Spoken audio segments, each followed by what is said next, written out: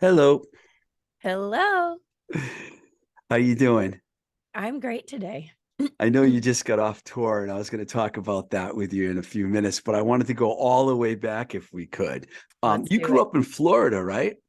I did. I was born in Teaneck, New Jersey. When I was 6 weeks old, my parents took the auto train down to Tampa. Then I grew up at the beginnings. I was in Tampa. And then my parents got a house in Land O'Lakes, which is about a half hour north of Tampa. And that's where I grew up. So you basically went to high school and everything down there in Florida. Yep. Kindergarten through high school with the same bunch of kids in a pretty small town at that time. Nice. Do you remember when you first started listening to music, how old you were and what kind of music you were listening to? Oh man. I mean, my parents always had the radio on. It was always top 40 in my parents' cars. My dad used to whistle and sing along. My mom, she'd like tap her toes, and the steering wheel, of course. My grandfather, he listened to like some Irish music, some marching music, a lot of the older stuff, like, Lawrence Welky kind of things, a little bit of jazz, but not so much. But when I first started choosing what I wanted to listen to, I would go through my parents' records and they got us some of those Disney picture discs. Do you remember Oh those? yeah, yeah. So we had those, we had a record player, and I loved the Four Seasons, Carly Simon, and Billy Joel. And that was pretty much like what they had. It was like Disney and that. And so I actually started learning how to sing. Like the first things I ever sang was I would sing along to the Four Seasons records because I had headphones that were, I mean, they were like this kind. Yeah. And I learned if I plugged them into the jack that said mic on the 8 track or on the record player, that one ear worked like a microphone. And so I would sing through the speakers with the record, and I loved doing that. I used to do that all the time. How old But were yeah, you when you started doing that? oh, I was probably like 5. So you really Yeah. felt it early on. Oh, I love singing along to things, and I joined the chorus as soon as I could when I was a kid, and that was in probably fourth grade, maybe third grade. But I've always liked singing, just for fun, singing along. When I finally could choose my music, it was a lot of top 40 stuff. Like, oh God, at the time it was like Cyndi Lauper and Madonna, Joan Jett. Those were like Talking the early early big ones. early 80s. Yeah, yeah. I was born in '79, so Oh, okay. So it was probably a little later than that. yeah, I might have been like 87, 88. Yeah. Do you Um, remember when you first started getting stuff? What you were you buying records, or were oh your yeah. parents buying records for you? Our local Walmart had a section with 45s, and me and my sister would save up our allowance, and man, like I bought Madonna Like a Virgin, Michael Jackson Bad, Bobby McFerrin Don't Worry Be Happy. I still Nice. have all of these too. Um, Belinda Carlisle Circle in the Sand.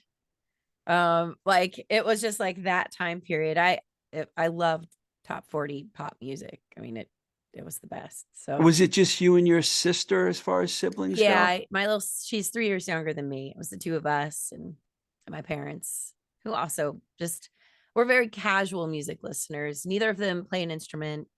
Um, my mom, we tease her about her singing. She's not very much of a singer.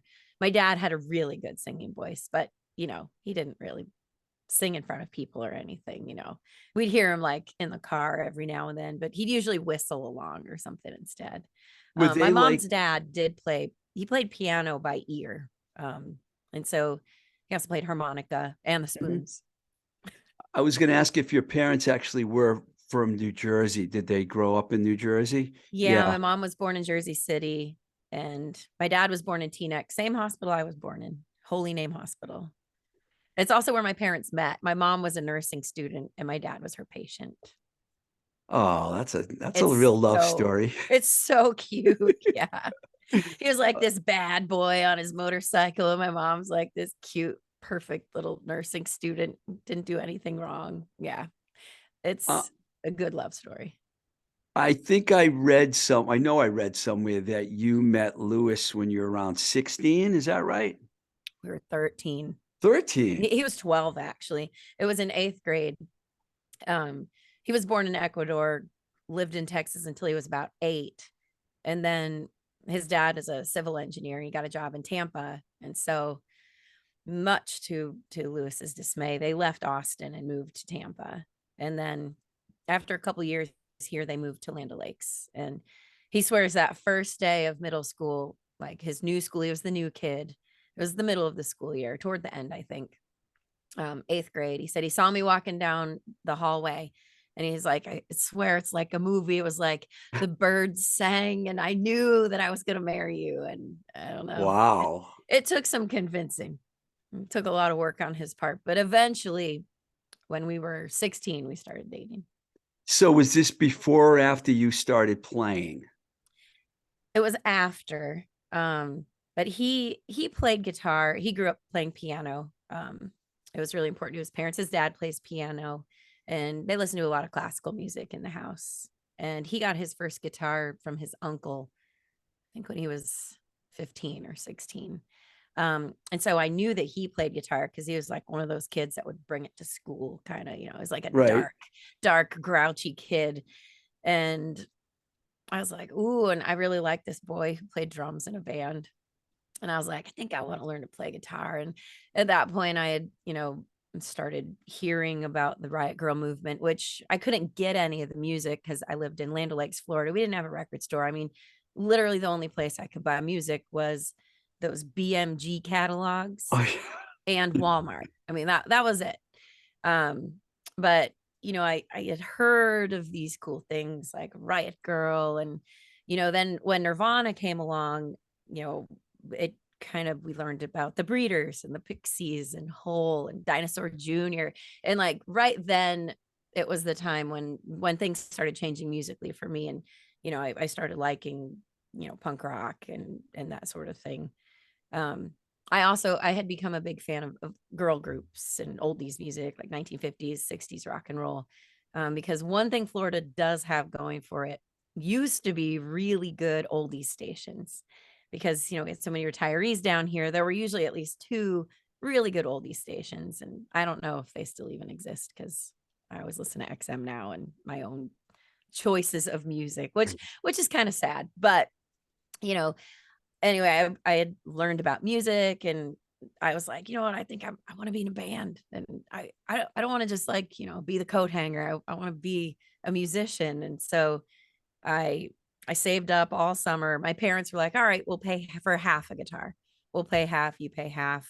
But the deal is you have to take lessons. We're not just gonna like buy this thing and you're gonna like put it in the corner. And I was like, okay, deal. So I worked all summer at a daycare and babysitting and stuff. And I bought my first guitar and I was like, hey, Lewis, you think you could teach me a couple things? And he was stoked because it meant he got to come over to my house and be in my room. So he taught me, I think that first day he taught me About a Girl by Nirvana no. and Friday I'm in Love by the Cure. So you played guitar for a while before you picked up the bass.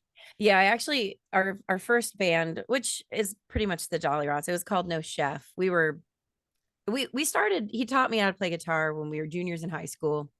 Then, senior year of high school, I just kind of played around a bit, learned some folky stuff too. And then we went to the same college and we didn't even bring guitars with us.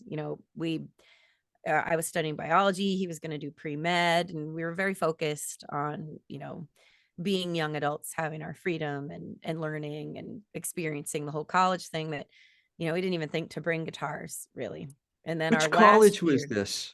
it's called New College. It's in Florida. It was part of the school system. It was like the honors college of the school system. Really small liberal arts school. I think at the time there were 740 Oh, students. wow, that is small. Yeah. And it was wonderful. It was a place for all the freaks and geeks and black sheep. And, you know, it really spoke to me as a place where you could be very free and figure out who you are as a person and who you want to be. And right now, actually, the school is very much in the news. If you Google New College of Florida, there's a lot of really bad political crap happening to it. But at the time, it Mm. was a wonderful, beautiful place. And that's where, you know, someone was like, "Hey, Lewis, you want to be in a band? You play guitar, right?" And he was like, "Yeah." And I was there. I was like, "Oh, I know how the story ends." You know, we had already been together for 4.5 years. We lived together all 4 years of college. And I was like, "Oh no, he's gonna go be in a band and we're gonna break up. It's the end." I was like, because it always is, right? And so, we were like 19 years old, maybe 20 at the time. And I was like, "Well, do you think I could be in the band?" And they're like, "That'd be so cool if there was a chick in the band." And I was like, "Okay." And so I played rhythm guitar and I sang backing vocals for, I think we played a total of 8 shows or something. And then our bass player, he, we wanted to get a little bit more serious. We wanted to make a recording, and we were planning to take the year off after we graduated before, he went to med school, I went to grad school. And so we're like, we gotta record something. We gotta record. And our bass player, really, really cool guy. He just didn't want to quit his job. He had like a nighttime job and we all had daytime jobs. And so I had to take over bass playing. I had 2 weeks to transfer all my knowledge of, which was very, very, very small bit of knowledge of playing rhythm guitar to playing bass. And I also had to learn to sing all the songs because he sang the majority of stuff. Ooh. And so 2 weeks later, I was the bass player front person accidentally. And And that band was called it was called No Chef. No Chef. Yeah, it was an inside joke. We used to do this thing called Model United Nations, and there was this guy, and he was like the cook for the staff. He was like, "No, call me the chef," or something like that. And it was just like some dumb inside joke. But but yeah, then things kind of snowballed a little bit. And we really liked playing music and recording music, and Lewis and I loved writing music together. We got married, we graduated with You got biology married. to You got married when you're still in college? yeah, it was March 31st. Then we wrote our thesis, we did our exams, and then we decided, no, we're going to take a year off. He took the MCATs, ready to go to med school. And this around the same time, we started getting very confused about what we should do, because it was the year that Al Gore lost to George W. Bush. 2000. And so, the night that the election results came in, we had an election party, as one does when they're, in college. We'll have a party for any reason. And I actually didn't take my GRE exam because I was supposed to take it the next morning. And we just had like a total meltdown. Like, well, what are we going to do? What's going to happen to the world? The world's going to end, and we're like 17, 18 years old. It really crushed us, because we were Al Gore all the way. And also we happened to be in Florida at a very liberal school where enough of our friends voted for Nader that we lost the election. So it like we just had a crisis, a serious crisis for young people. And it was right around that time when we started playing with the idea of like, let's just, Lewis, take your MCATs. I'm not going to take the GRE yet. Let's graduate, we'll get married, and then we're going to move to California and just screw around for a year. And so we can establish residency, grad school will be cheaper. I wanted to go to Berkeley. That was our plan. So yeah, we get married March 31st of 2001. We graduate new college. I have a bio degree, he got a neurobio degree. And then we spent all the time leading up to the next January recording and writing and learning to be a band. And then we moved to California, the most naive, poor, stupid young kids.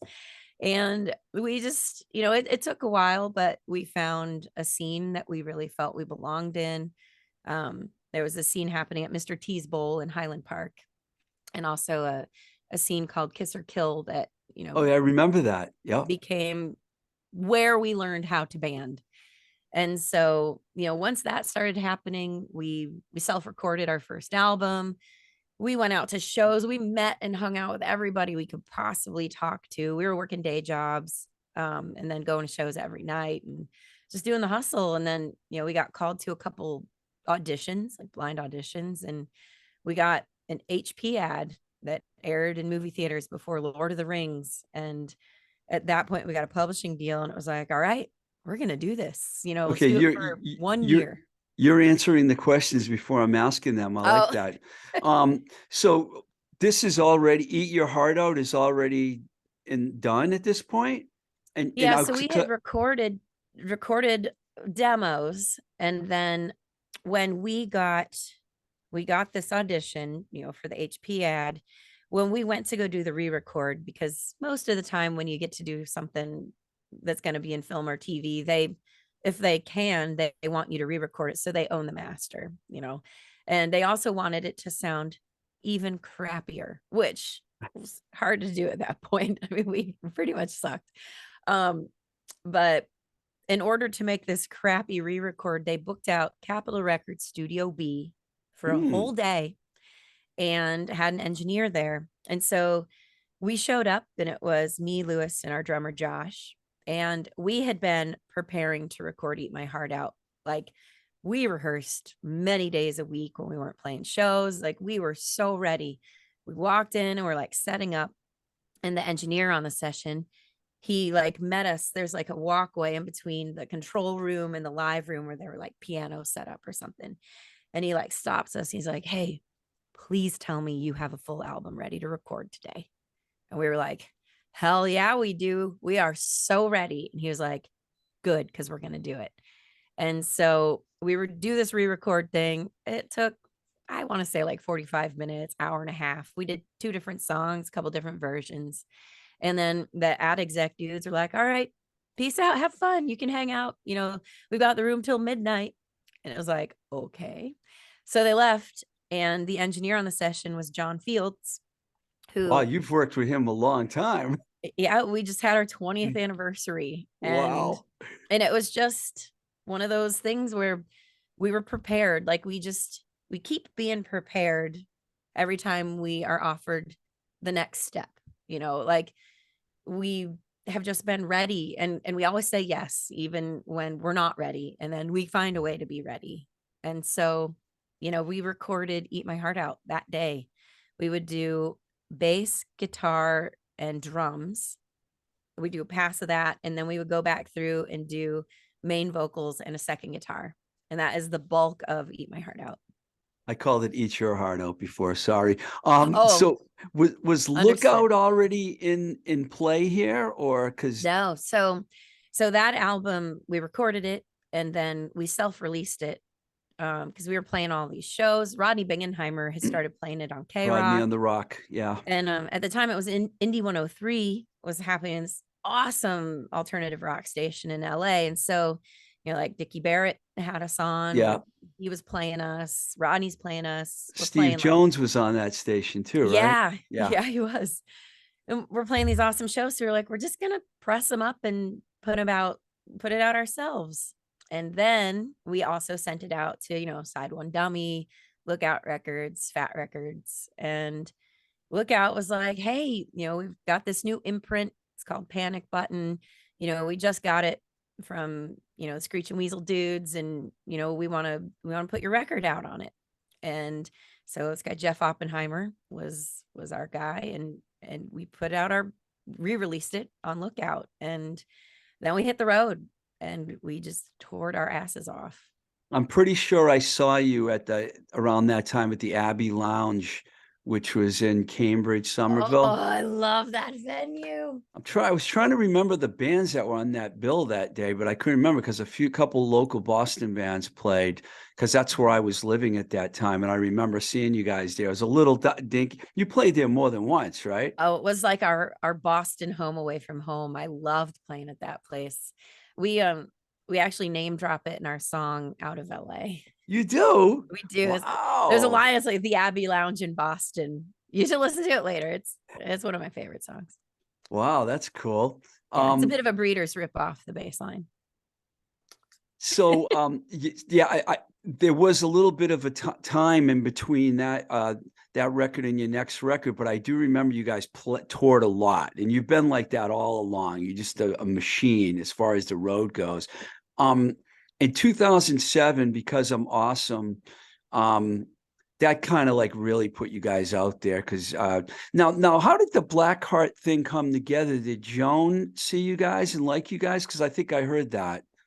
Yeah, well, you know, we were touring, and when we weren't touring, we were still working day jobs in LA. Our jobs, best humans in the world to allow us to keep leaving. I mean, we would go on tour for like 8-9 weeks, and our coworkers would cover for us. I worked at the California Science Center, and Lewis worked at a LabCorp lab. But still, these people just were Wow. rooting for us, and they allowed it until it just was impossible. But we would tour, we would get home, we'd work our day jobs, and we would write music. And so we actually had Because I'm Awesome, like the whole album ready to go, and then Lookout folded. And so that's when, then Lookout was like, oh, we're dead. And so we're like, well, we've got this amazing album and we don't have a record label. And then we hit Warp Tour that summer. And so I think we were on it. I don't remember. I think it was like a 6-week stint on Warp Tour, and we were in a van. It was gritty. It was really hard. But we did it. And the second to last day, we were playing in Salt Lake City, and we had been handing out demos of Because I'm Awesome with the song on it, just to everybody. We were selling it at our merch table. I think it was 4 songs. It was Because I'm Awesome, Best Friends Hot, Jackie Chan, and maybe Feed Me, Pet Me. I don't remember exactly, but we were selling, like an EP. Second to last day, I was like, all right, I got to hand this out, to people. Maybe, they'll listen to it. So I gave one to Laura Jane Grace, because Against Me was my favorite band on the Cool. tour. I gave one to Fat Mike because, well, Fat Records was like, all right, maybe he'd like it. And then after Joan Jett played that day, I was like at the bottom of the stairs next to the stage, and I was like holding the record. And, she comes off the stage. I watched her every day if I wasn't like at our merch booth or playing. And she comes down the stairs. I'm like holding the CD, and I was like, oh, like I couldn't get my body to talk to her, but it's like my feet started moving. And then I was just standing in front of her like an idiot. And I was like, hey, I'm in a band called the Dollyrots. And she's like, I know, I watch you like every day. I really like your band. Really? Yeah. Because she would ride her bike around and just watch everybody. Cool. And I was like, well, here's the thing. We've got this album ready. We were on Lookout Records, but they're not putting out albums anymore, and we're looking for a record label. And she just is like, sure, cool, I'll listen. Thanks a lot. And she like puts it under her arm with her like shirt, and she walked away. And I was like, all right, well, she's never gonna listen to that. But at least I got to talk to her. And so that night, our drummer Amy and I rode the bus with No Effects as poor Lewis and our merch girl Fuzzy drove behind in the van. And that night, Fat Mike thoroughly confused me, pretty much told me I needed to be more of a dude and, be more sexual and powerful on stage. And, I needed to sex it up a bit and dress better, because I was just wearing like jeans and t-shirts and stuff. And he and our drummer Amy had conversations, and we got home and Amy was like, I'm out. I can't do this anymore. I'm done being on the road. We're like, okay. And then, we're just kind of bummed. It was just a very cool summer with a lot of opportunity. And we got home, Amy quits. We're working our day jobs, no record label. It was like, well, maybe that was it. It was a fun run, and thought maybe that was the end of everything. And then Blackheart Records called. They're like, hey, we listened to the album you gave Joni, and we really like it. We'd love to put it out.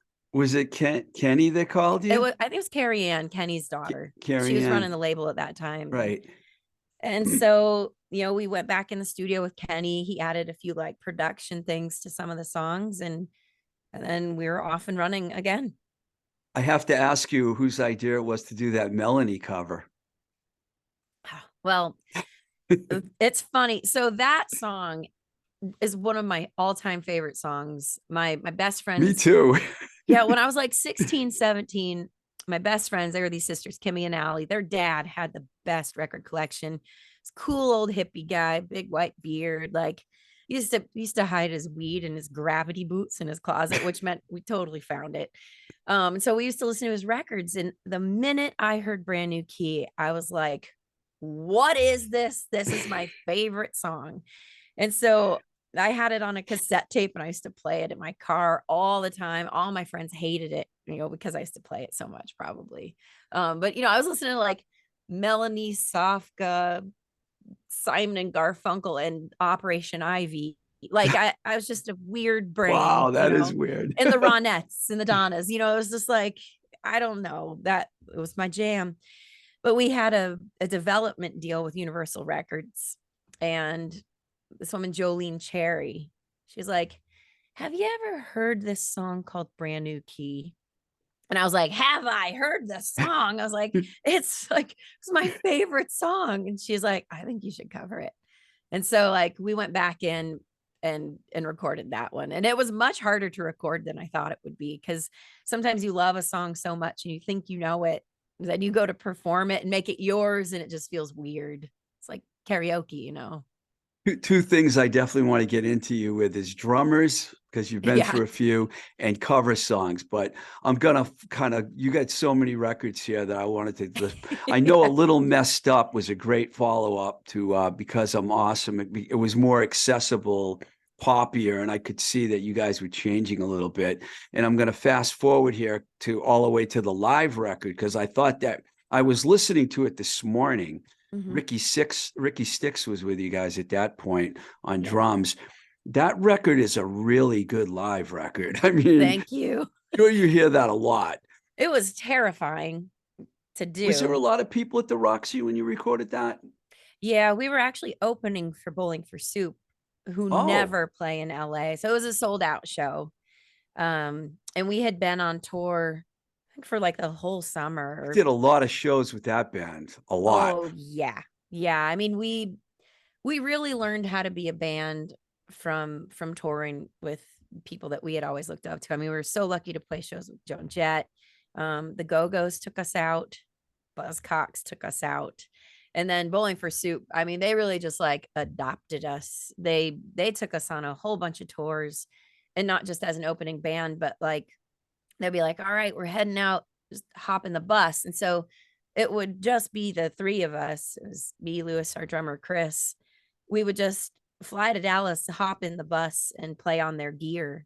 And that was how we toured a lot. After, I guess, after what album would it have been? Self-titled album, and then the acoustic album, and then that kind of slowed down after Barefoot and Pregnant because we had a baby. But we would follow them at that point in an RV. But yeah, they took us around the world. I mean, we would have never gone to the UK had it not been with them, with the safety net of opening for a band they're huge in the UK. Did you guys have the same agent all along, getting you on all these tours? Or have you gone through a lot of agents, booking We've actually agents? been with our booking agent. We work with Katy Perry. Oh yeah, She's with she's Crawl good. Space. Yeah, we've been with her since, oh man, probably like 2009, So you've been with her for a while. 2010. Yeah, we've been with her for a long time. It took a little while for us to find an agent that really understood us, though. Um, a lot of it was just relationships, or introducing ourselves to bands, or sending emails like, hey, I'm in this band called the Dollyrots. We love you. Can you take us on tour? So I mean, we put ourselves out there a lot. We went to lots and lots of shows. That's how we got to open for the Muffs. The Muffs, of course, knew of us from Kiss or Kill, but we just asked. Sometimes you just have to ask, which is very Yeah. uncomfortable. And like, there's some people that are askers, and then there are the rest of us. And I get so nervous asking for anything, but we would just do it sometimes. I don't know if it was Melanie was on my show recently. I don't know if that was the early version of the Muffs that you played with, or was it after Melanie was already gone? It was after Melanie. It was the Yeah. three-piece Muffs usually. Yeah. Um, In 2017, you put out Whiplash Splash, and I really liked your cover of American Girl. I'm going to talk about covers for a few minutes here. What made you cover a Tom Petty song? Was that because of Florida, or I mean, or did you just were you a fan? Well, I do love Tom Petty. The album Wildflowers came Yeah, out at like this great perfect time record. for me. And, he's a Gainesville guy, but we actually recorded that one the day he died. You Um, did? yeah, we are like, you know what? Why don't we just we'll do a cover. When we lived in LA, we used to volunteer a lot at Midnight Mission on Skid Row, and he was really involved there, did a lot of work with them, fundraising and even volunteering. So when he died, we were like, all right, let's just do a Tom Petty song and we'll put up Bandcamp, and then we can, send all the donations in his name to Midnight Mission. And so that was why we recorded that one. And an American Girl just seemed like the right one to do. It's fun. It's Yeah, for anyone out there listening, you got to check out the Dollyrots Bandcamp page because it is like loaded. there's I so mean, much stuff.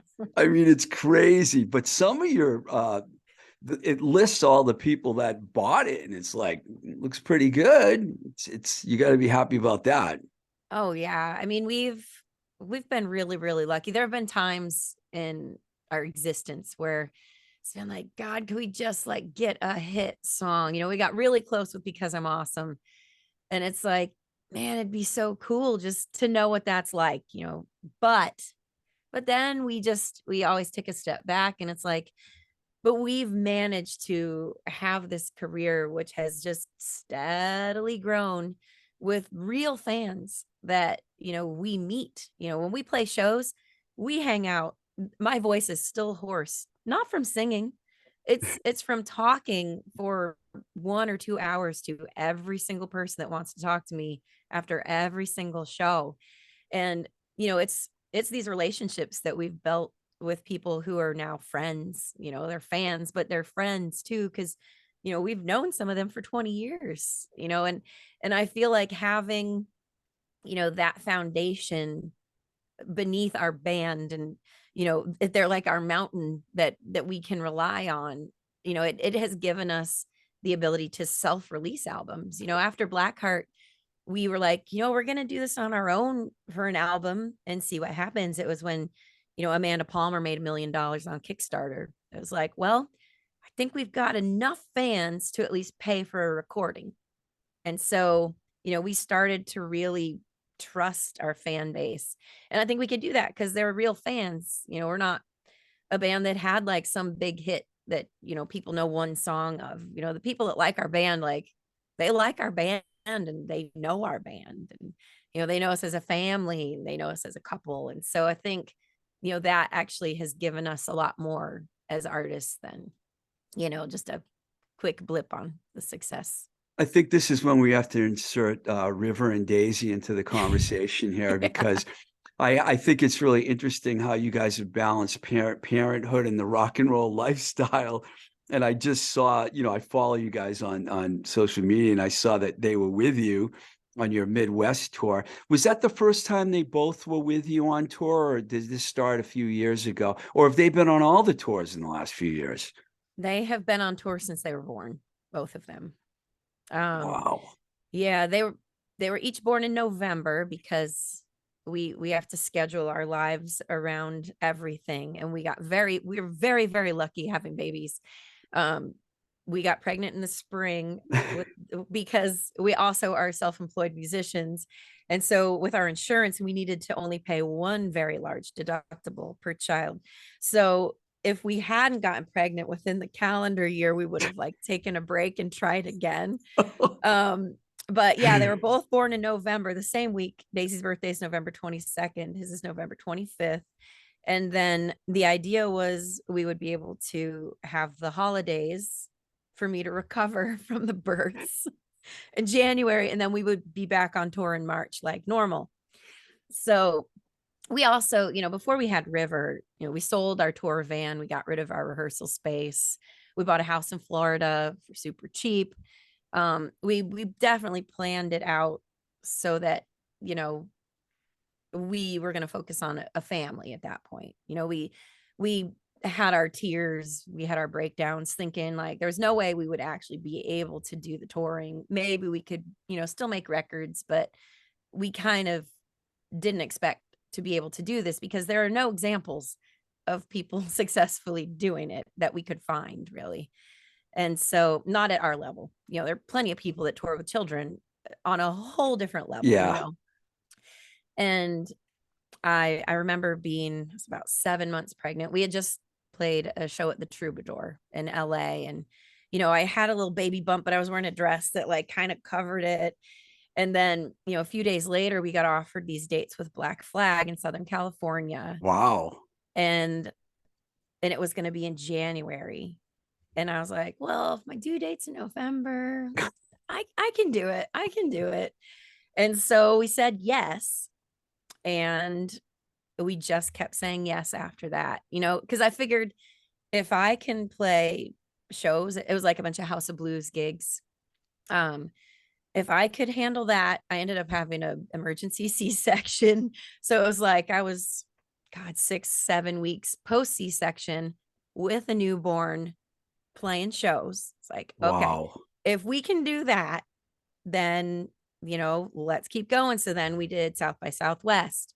Then we booked some Texas dates. And then, we started small. We would do like 5 days at a time or 7 days at a time. And then eventually we ended up figuring out a way to make it work. And it definitely takes our crew and our tour family, like all working together.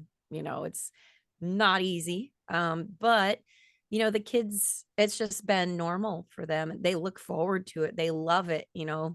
Our drummers are their like tias and their uncles. And, it's been really, really cool. And I mean, these kids have already seen and experienced more than, most of us get to in our entire lives. It's incredible. I think you're doing an amazing job. Yeah, it's crazy. I didn't want to I mean, skip. it's just crazy. But Yeah. I didn't want to skip past a few records because I know Daydream Explosion was a pretty important record for you guys, and it kind of like even got you a bigger audience. And then now the double album of covers, like you guys are like up there with the Ramones and me and the Gimme Gimmes now as one of the premier cover bands, How did you decide to like, by the way, I have to tell you that Happy Together and I Like American Girl, Teenage Kicks. Those are my favorites, oh, because I you have love, so many yeah. covers. You Yeah. have so many, so many. So Yeah. did you purposely go down this rabbit hole? Excuse my No, it was the result of COVID, to be honest. oh, Yeah, so figures. like I have a DJ gig now on Little Steven's Underground Garage. I'm the like overnight early morning person. So I have a 4 hour a day radio gig. It's every weekday morning. So I started that in October of 2019.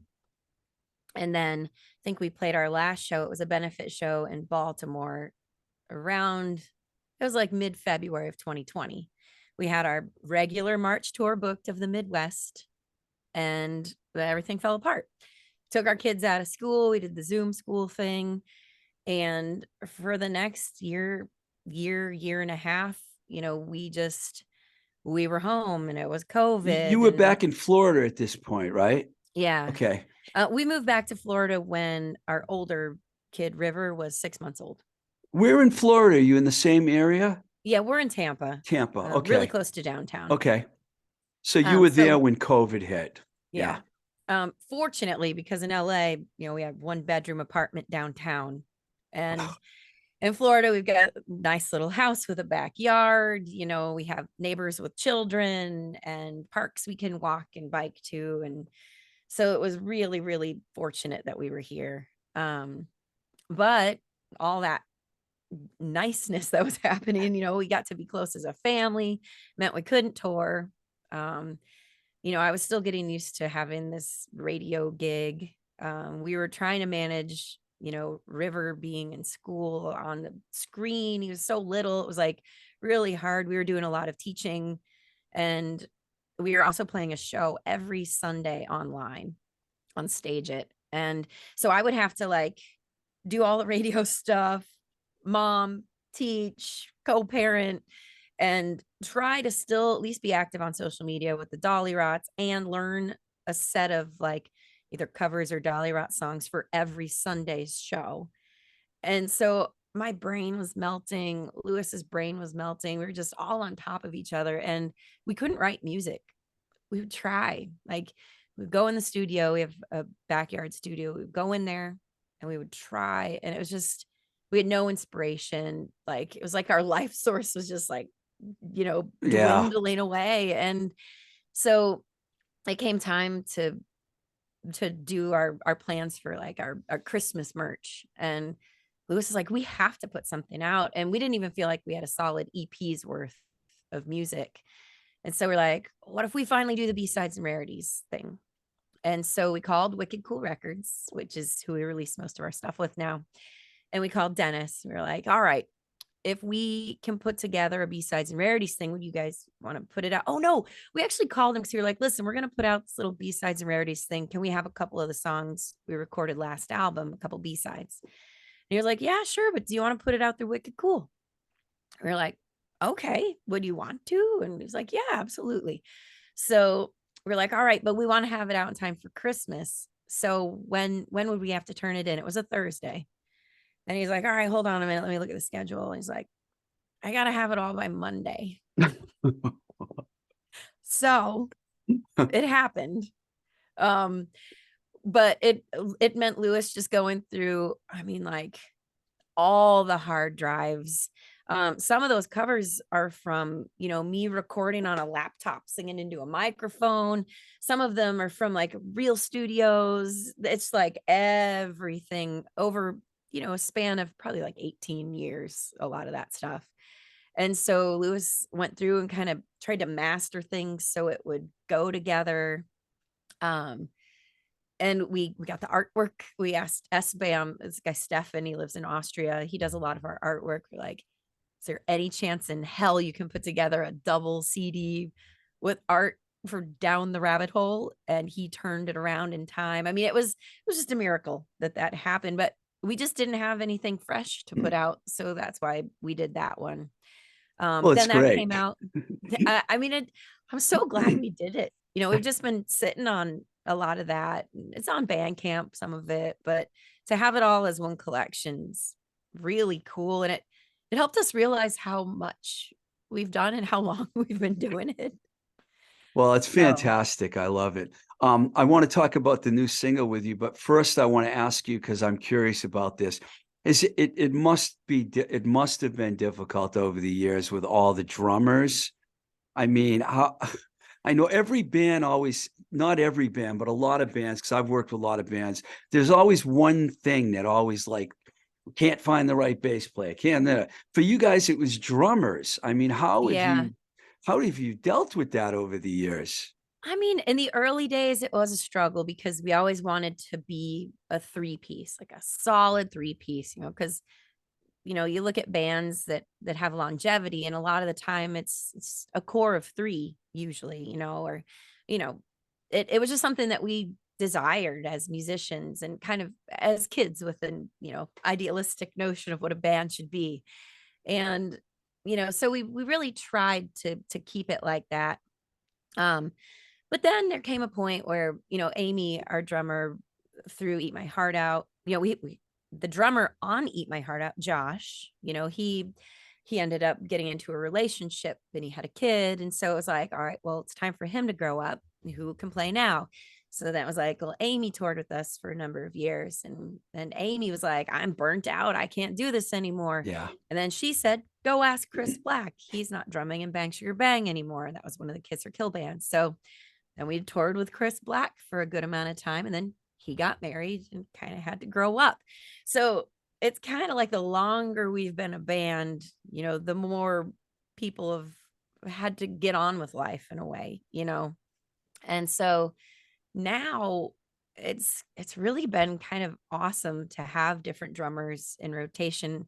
We're still playing with the same drummers. It's just, whoever's available at the time. And, we actually just started playing with our friend Simon. His band, the King Cheetah, was part of Kiss or Kill as well. And when we were in the UK, we did a tour of the UK last last fall with Lit and Bowling for Soup. And he came out Nice. just to say hi, he and his wife Nancy. And his wife Nancy was like, if you're playing over here, you could have Simon drum. You don't have to buy anybody a plane ticket. We're like, okay. So then we had this tour in the UK in February, and we're like, Simon, do you want to play? And so we've known him 20 years. He was like, That's yeah. convenient. Yeah. And Justin, Justin was our drummer for the last at least 3 or 4 years. Probably I'm terrible with time. But Justin was our core drummer for a very long time, most recently. He has a son and he is married, and he kind of has to be home more. So we were like, all right, we'll see if Simon can do the UK.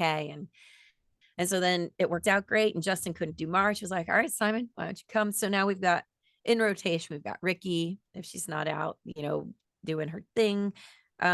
We've got Aixa, who drums in Go Betty Go. We still got Justin. Now we've got Simon. Like we have a lot of drummers, That's and great. it's really cool. It's fun for the kids. It's good for me and Lewis because it keeps things a little fresh. I mean, we're celebrating our 22nd wedding anniversary this weekend. It's like, Congratulations. thank you, but it's cool to have different people coming in and out of life that are really good friends that can help always bring perspective and positivity. And so the drummer thing at this point has really been a blessing. I think it's kept the band from feeling stagnant. I mean, I think for fans too, we got a lot of songs we have to play, a lot of shows now. We've got so many records, and there are like a few from each album we have to play. And I feel like having different drummers can keep things fresh. Of course, we still write new music. Now the kids are part of the show. They're doing their own thing in the middle of the set. They do like a stand-up routine. Their idea, I don't know. River just started telling dad jokes, and I don't know. It's grown into its own thing. But the drummer thing really did kill us for a little while. But now it's actually really, really wonderful. You seem to have a really positive attitude about it, though. I mean, having gone through a lot of drummers, I didn't know if this would be a good question to ask or not, but you seem to Oh yeah. giving it a positive spin. So I think Well, that's good. and we're good friends with almost all of them. I mean, things didn't end badly, except a couple. But the vast majority of people we've worked with professionally, musically, we've toured with, we still have really good relationships with people. And I think that's really important. And I'm really proud of us too, because it means we're not assholes. It's the way that we choose to live life. Yeah, you guys are a happy band. I've noticed that Yeah. over the years, which is a good Yeah. thing. So you put a new single out, Hey Girl, and of course you put a cover on the B side. Were you a Divinals fan, or did Oh my God. When that song came out, I loved it. I was really young. I was probably like 8, 9. I'm not sure. And I would just sing it in the car. And I think I sang it. I didn't really know what it was about exactly, but I knew it like kind of made my parents uncomfortable, which made it even better. And now I'm like, oh, I hope some kids do this to their parents in the car with my version now, because it's hilarious. And I mean, kids just like music. They don't get all of the nuances. And yeah, I love that song. And we were trying to figure out what cover to do, because Wicked Cool, like Stevie Van Zandt, he loves putting out 7 inches. And usually the flip side is a cover song.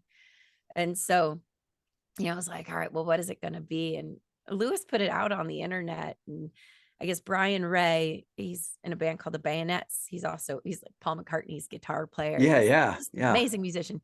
He and Kathy Valentine from the Go-Go's both said, you guys have to do I Touch Myself, the Divinals. And we're like, okay, well, here we Wow. go. Like, let's do it. So that was how that one came about. And I mean, the covers that we choose have to be songs that we love. I mean, I think the great thing about doing covers is bringing something that's an influence or something that you love to people that might not be familiar with it, especially with more obscure things. And I mean, kids these days, they don't listen to the radio. They just listen to their stuff that they want to hear. So if I can introduce them to some other music that influenced me, then it's kind of a bonus. I love what you guys have been doing over the years, and people really appreciate what a hardworking band you are, you know. So, the one last thing I wanted to ask you is, do you listen to a lot of new music? I mean, I know you're a DJ too. I mean, but you guys play a lot of old stuff too on there. But personally, what do you like to listen to when you're Um, not? I mean, I mean, I do. you pick your own songs out for your show? So I pick from the playlist, which, it's when I started this gig, it was described as like, Mad, you're in Stevie Van Zant's living room with the greatest jukebox you've ever seen. And it's like his favorite songs. And, the idea behind the station is also about music education and connecting, what a song is about to its time in history and how that led to other things, or what record label it came out on and why that's important and who produced that, and what other stuff did they produce. And so it's about making a lot of connections with the music. And so a lot of what I do is research about the songs on the station. And I have a partner in that part, Tom Calhoun. He is a friend of the band. I've known him for probably 20 years. But he does a lot of the research for me. And I do get a lot of submissions of new music. So I listen to all of it. Like sometimes I will go for a little stretch before I'll go, and I'll just like all day, I'll listen to all the songs in my inbox. Has And anything blown you away lately? um, God, I haven't listened since I got back from tour. Um, but when we do like a band, we tend to, bring them to the forefront. The Von Tramps, they're an awesome band. You just toured with them, right? Yeah, they're Yeah. like new ska, really awesome humans. And so, that's why we bring them on tour with us. When we're on tour, a lot of the time bands will message and be like, "Hey, can I open the show?" And we always listen to their music. And we're like, yeah, reach out to the venue. Um, but yeah, I mean, nothing, it's terrible, but like nothing in particular right now. We just toured in the UK with this young band, Royals. They're a great young band. But I fall into the same trap that a lot of people do. And I go to music for comfort a lot of the time. So if I've got a moment, like sometimes I'll just go and I'll listen to, my favorites and, you know, zone out a little bit. But I don't get a lot of time to do that. Usually if I'm in the car, I'm with my kids, which means I'm listening to Kids Bop or Underground Garage. Um, and then otherwise, I mean, we really do hustle, Lewis and I. So it's a lot of working, not a lot of listening. Thank you so much for taking the time to talk to Of me. course, it I'm was a awesome huge to talk fan to of what you. you do and the way you do it. I love the Thank you. family affair thing and everything. It's all really cool. Thank you Thank so you. much. Yeah, thanks for the time. My pleasure.